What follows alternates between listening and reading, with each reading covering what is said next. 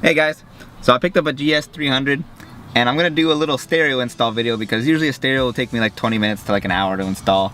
This one took me like a day and a half because there's a little things in this car that are different from all other cars that I've worked on. There's an amp that you have to bypass. There's another wire you have to run separately from the harness that you get. So I'm just gonna go over it because it was kind of hard for me to find the information online. So I'm just gonna make a quick video of how to take out the old stereo and what to do to make a new head unit work. So a big thing I forgot to mention when I was recording this was that when you bypass the amplifier, that's what powers your stock subwoofer. My stock subwoofer wasn't even in the car, so if your stock subwoofer is broken or your amp's broken, it's a good time to just bypass this. Or if you're going to put in your own speakers and amp like I am, that's why I'm bypassing the amplifier. Alright, so our first step is we're going to take the ashtray out, and so what we need to do, put the key in the ignition, turn it to accessories, and put your foot on the brake. That way we can move the gear selector down and just out of the way of the ashtray, because it's really easy to get out. All you gotta do is just pop it open, and you can grab in here and just pull out. There'll be a plug connected to it. Mine's not connected because I already took everything out. Just disconnect that plug. There's a little clip on top you pull out, and that'll come out. Next thing we're going to take out is the vents. If you have like a panel popper, you can put it in here. I don't recommend using a screwdriver, you might break something. So you can put a panel popper in there. This will pop right out. There'll be two connectors up in this corner over here. Again, you just got to push down on the tabs, pull them out, and then this whole thing will come out. And I already took all the bolts out, but I'll just show you where everything will be. There's going to be a 10mm right in this corner, right in this corner, 10mm in this corner, and then on the bottom, there's gonna be a 10mm right there and a 10mm right there. They're all just bolts, so you just take them right out, and then the whole stock stereo will come right out. There'll be two clips. There'll be two clips for the air controls, and there'll be two more clips in the stock stereo, and you just pull all those out. So if you've gotten to this point and you see that the stock connectors don't match up with the harness kit that you got, I'll show you why right now, and the reason is because you have a factory amplifier, and those clips are actually in your car somewhere, but they're connected into the amplifier. So I'll show you where they are and what we're gonna do with them. So the factory amplifier is behind the glove box, so we're actually gonna remove the glove box, and I'll show you how. So the first step is underneath the glove box, behind it, there's gonna be a panel with a little light connected to it. Just pull down on that panel. I think it just clips in. I don't remember there being any bolts. And just unclip that wire. I'm actually not gonna put that panel back in just because it's out of the way enough already and I don't even see it. So don't worry about putting it back in if you don't want to, or you can if you want.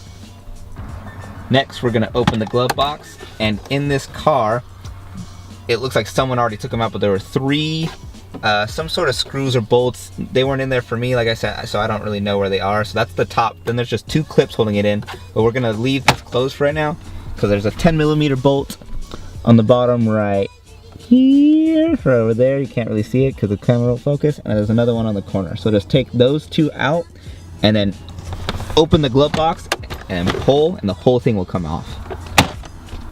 Now you'll see once you've got your glove box off, mine looks a little different than yours. Why that is because I removed the stock disc changer. There's going to be 3 bolts that hold that in. You're more than welcome to take that out if you want. And then also over here, if you have the factory amp, it'll be connected right here, and it'll have 4 plugs in it. 2 go in and 2 come out.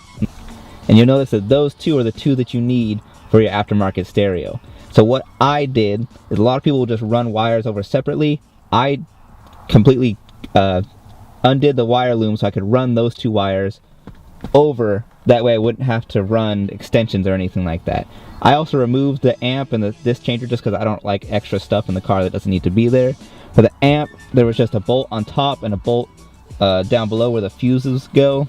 And there was also a bracket that held it in, so I removed that. And then I also removed, like I said, the 6 disc changer. So at this point, you can just plug your 2 harness connectors in and just extend the wires over to the stereo if you want to do that, or you can try to figure out your own way to make those 2 connectors reach over to the stereo. But there's one last thing, because even after I did all that, I plugged the stereo in and it still didn't work, and I'll show you why it didn't work. So down here by my pinky, there's a red and yellow wire. The yellow wire is constant battery voltage, so there's gonna be 12 volts there whether the car is on or off. The red is your ignition power. So when you turn the ignition on, that's what sends power to the head unit and tells it to turn on. Well, with these plugs, there's no plug on the opposite end of the red wire. So that means it's not gonna tell your radio to turn on. So what I did in the stock stereo connector, there's a gray wire. And what I did is I just connected that to the red wire on the whatever aftermarket head unit wiring you're using. And so that's gonna tell your head unit to turn on. Everything else will be fine. And so at this point, go ahead and plug whatever stereo you have in, turn on the car, make sure it works, because that should be all that's needed. I mean, it's a little more than just having to connect the harnesses, but that's everything I did. Like I said, I cut the wire loom so I could get the wires to extend all the way over here. I wish I would have known it was gonna be this tedious, so I could have shown a full video of me doing it. But everything, even with this, I might just tape this up a little more and tuck that back in there so it's a little cleaner and safer so it won't get jabbed. All these wires are just the lights and switches, but I'll show myself putting it all back.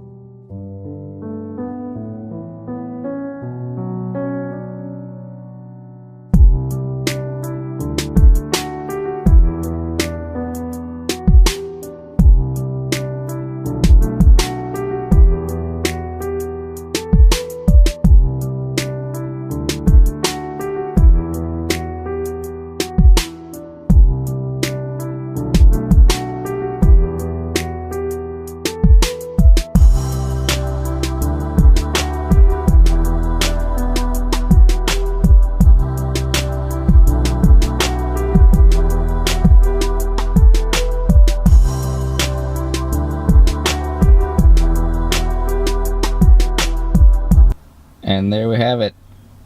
Stereo works, got a Bluetooth in it now. And I just needed something because I hate the stock stereo. But the reason I made this video was because there's the amp bypass, and because you have to run a separate wire for the key switch, or the power on.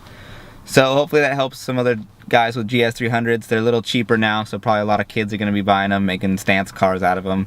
The 2JZ in it, it's okay, but I mean, there's a lot of swaps you can do in this car. So it's a fun car to work on. I like it. I love Japanese cars. I actually traded my bagged Mercedes for this. I was just done with German cars. I don't like the cars. I don't like the technical support. I don't like working on German cars. So hopefully that helps some people. And yeah, that's it. Later.